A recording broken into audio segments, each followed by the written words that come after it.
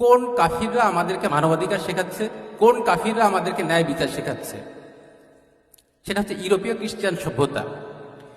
এমন কি কোনো উদাহরণ আছে যে তারা বিশ্বের কোথাও গিয়েছে, তারা ন্যায় বিচার প্রতিষ্ঠিত করতে পেরেছে? একটা সিঙ্গেল উদাহরণ নেই। তারা প্রথম স্পেন থেকে বের হলো, দক্ষিণ আমেরিকায় গেল, পুরো দক্ষিণ আমেরিকার প্রায় সমস্ত মানুষকে হত্যা করে ফেললো এবং তাদের মহাদেশ দখল করে ফেললো। তারা উত্তর আমেরিকাতে ঢুকলো, উত্তর আমেরিকার প্রায় সমস্ত মানুষ হত্যা করে ফেললো, উত্তর আমেরিকা দখল করে নিল। তারা অস্ট্রেলিয়া অস্ট্রেলিয়ার পুরো আদিবাসীকে হত্যা করেছে, অস্ট্রেলিয়া দখল করেছে।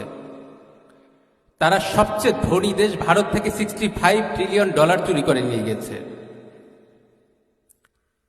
তো কথা হচ্ছে যে এমন কোনো উদাহরণ নেই যে খ্রিস্টান সভ্যতা এই উপনিবেশে গিয়েছে এবং তারা সেখানে ন্যায় বিচার প্রতিষ্ঠা করেছে। খ্রিস্টান সভ্যতা যেখানে গিয়েছে বিভীষিকা তৈরি করেছে, তারা হত্যা করেছে, তারা লুট করেছে, তারা চুরি করেছে, তারা ডাকাতি করেছে।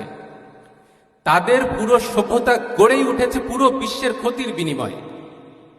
তারা তাদের সভ্যতাকে ঢেকে রেখেছে শুধুমাত্র বিজ্ঞানের অগ্রযাত্রা দিয়ে। তো যারা কোনোদিন ন্যায় বিচার করতে পারে নাই, তারা আমাদেরকে ন্যায় বিচার শেখাচ্ছে। মুসলিম সভ্যতা টানা 12 শতাব্দী বিশ্বকে ন্যায় বিচার উপহার দিয়েছে। টানা 12 শতাব্দী কেউ দিতে পারে নাই।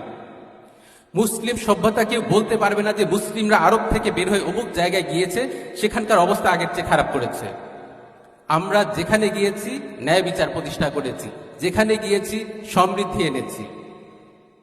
তাহলে আজকে আমাদের অবস্থা কেন?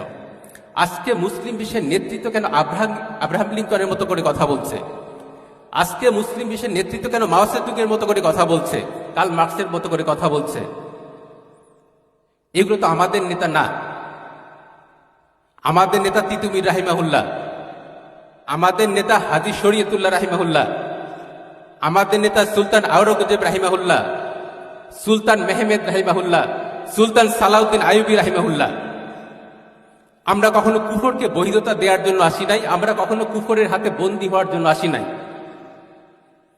আমরা কুফরের হাতে বন্দী হওয়ার আগে শহীদ হয়ে যাওয়াকে প্রেফার করি।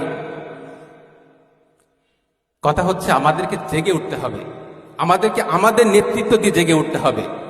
একজন মুসলিম নেতৃত্ব গণতন্ত্রের জন্য দাঁড়িয়ে পড়েছে, এটা লজ্জার বিষয়। একজন মুসলিম নেতৃত্ব শরিয়া শাসন কি জিনিস, ন্যায় বিচার কি জিনিস জানে না, এটা লজ্জার বিষয়। আমাদের মুসলিম বিশ্বে ম্যাক্সিমাম ক্ষেত্রে যারা আছে এগুলো মুসলিম নেতৃত্ব না। মুসলিমদের জন্য মুসলিমদেরকে জেগে উঠতে হবে, আমাদের তাওহীদ নিয়ে জেগে উঠতে হবে, আমাদের ন্যায় বিচার নিয়ে জেগে উঠতে হবে। ইসলামের প্রধান শর্তই হচ্ছে ন্যায় বিচার, ইসলামের প্রধান শর্তই হচ্ছে ন্যায়পরায়ণতা। মুসলিমদের জন্য ন্যায়পরায়ণতা, কাফিরদের জন্য ন্যায়পরায়ণতা, পশু পাখির জন্য ন্যায়পরায়ণতা। অতএব আপনারা উঠে দাঁড়াবেন, চিন্তাহীনভাবে বসে থাকবেন না। মুসলিম বিশ্বের জন্য উঠে দাঁড়াতে হবে। পুরো বিশ্ব আজকে ডার্ক এজে ঢেকে গিয়েছে। যে ডার্ক এজে ইউরোপীয় সভ্যতা ছিল, সেখান থেকে বের হয়ে পুরো বিশ্বকে তারা ডার্ক এজে ঢেকে ফেলেছে। সেই ডার্ক এজকে দূর করার জন্য আপনাদেরকে উঠে দাঁড়াতে হবে। আপনি মুসলিম, আপনি তাওহীদে বিশ্বাসী, আপনি যদি উঠে না দাঁড়াতে পারেন তাহলে কে উঠে দাঁড়াবে? আপনাকেই উঠে দাঁড়াতে হবে, আপনাকেই নেতৃত্ব দিতে হবে। আপনার জন্যই এই মুসলিম বিশ্ব উঠে দাঁড়াবে। ইসলাম জেগে উঠবে, ইসলাম অবশ্যই জেগে উঠবে, ইসলাম অবশ্যই জেগে উঠবে ইনশাআল্লাহুল আজিজ।